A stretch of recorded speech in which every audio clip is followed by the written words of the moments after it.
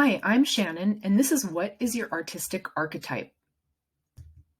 I'm the artist business coach, and I created a quiz called What is Your Artistic Archetype? It tells you about your relation to your archetypes in your life. But first, I want to explain what that all means. So, what is an archetype? Archetypes are characters in our stories, our movies, and our lives. They can be heroes or villains, the seeker, the innocent, the sage, the king or queen. They're also characteristics like honor, integrity, truth, love, and of course, the shadow side. The pioneers of the psychology of archetype were Carl Jung, Joseph Campbell, and Carol S. Pearson. Carl Jung was a student of Sigmund Freud's.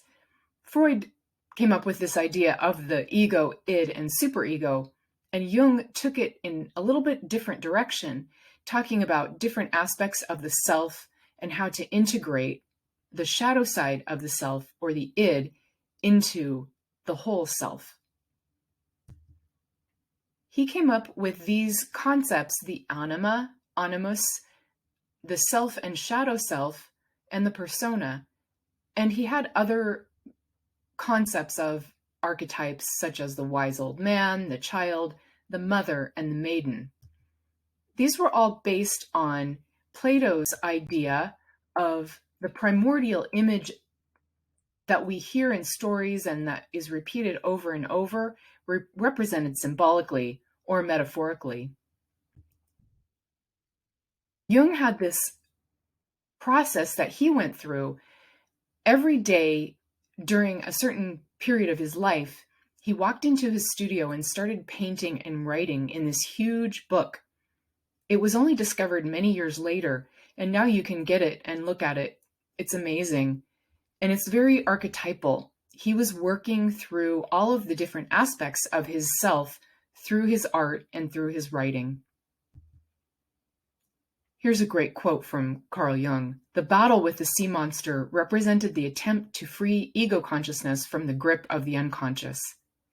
So Plato's idea, called eidos, or idea, was that image that kept coming up over and over for us in our dreams or in stories that we really relate to. For Jung, the sea monster and the hero, the king and the innocent, the wise old man, were all parts of himself that he wanted to integrate. And so he created this concept of the archetypes that everyone has inside of them. Joseph Campbell was a real student of Jung's ideas, and he talked about mythology and psychology connect together. So he really connected all the mythologies around the world together with psychology and Jung's ideas of archetypes. I love this quote from Joseph Campbell. It goes, "The cave you fear to enter holds the treasure you seek."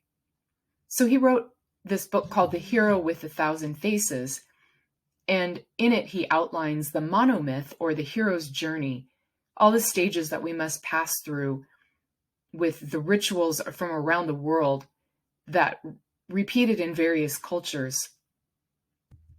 This is the basic outline of the hero's journey, where the hero, before he or she is a hero, would start out on the call to adventure, wouldn't really want to go, but would really be called to action, and then would go down into the abyss and somehow go through initiation and transformation, and then would return home with gifts that could save their community. Carol S. Pearson takes this to the next level. She talks about the internal roles and characteristics that we all have, the archetypes within us, and she really identified 12 archetypes, and also talks about the fact that we can use this concept of archetypes in our own psychology, in our own daily roles to help us on our daily journeys. One of her great quotes is, "If we are not wounded, we would remain in innocence, never mature, learn, and grow." So all of this, the challenges and the shadow side, is all a part of our journey, especially as artists. She brought the archetype and the hero's journey together, and this really, really connects with me as an artist. We all are going on this incredible path through the depths of our soul, through the world, and as we can take on these different roles in our own hero's journey, we can really make more deep insight and more progress in our own art and in our lives. And this is what art helps us do. Pearson separated the different types into three sections: the ego types, which were the innocent, the friend, the hero, and the caregiver.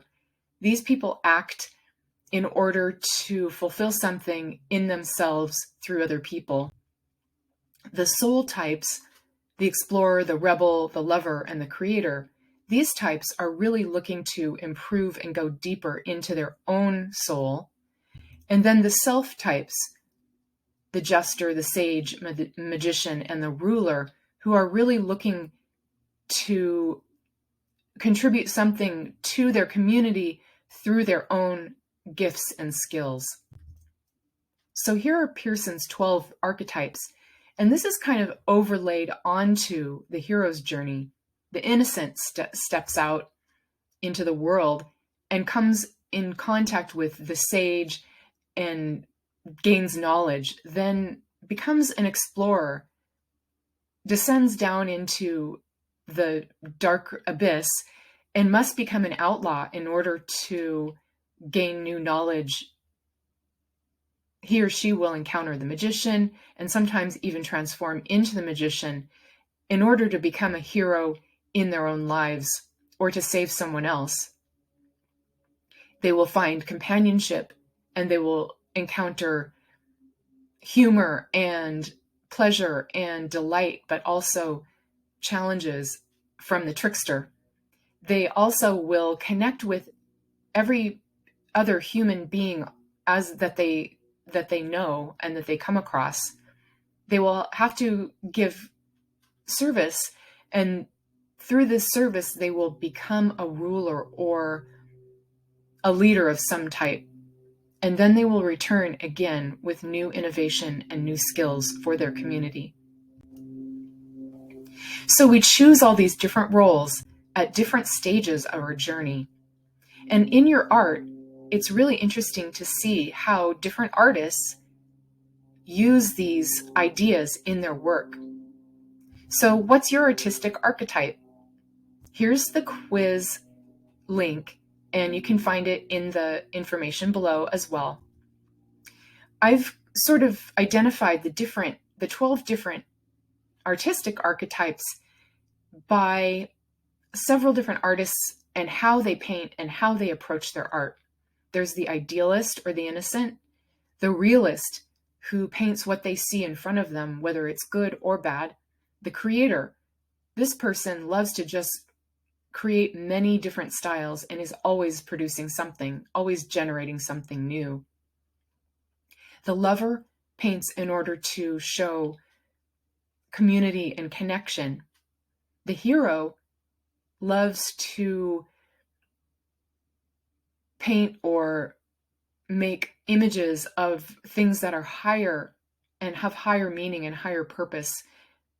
The trickster shows all the fun and all of the humor in life and in their art, and also uses the ways that the eye plays tricks on us in visual art.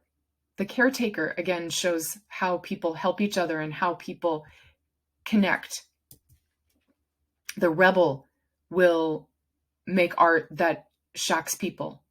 The sage makes art to show people wisdom. The magician will show the magic in the world. The ruler uses their art to show power and to understand how power works in the world. The seeker is working with ideas of the soul's journey and how we can gain insight through our art. So you can see how these might be used in many different ways throughout ancient history and contemporary history. These are just a few images that really show some of the different archetypes. So if you're curious about how your art reveals what type of an archetype you are representing at this stage in your journey, take my quiz. I would love to talk to you about it. You can set up a free consultation after you take the quiz. You can visit my website to learn more, but you can also talk to me in person about your art, your archetypes, and how this might help you grow in your art and in your art business if you have one. I am a one-on-one coach, and I teach classes in creative process and in business for artists. So thank you for your time, and I hope you enjoyed this video.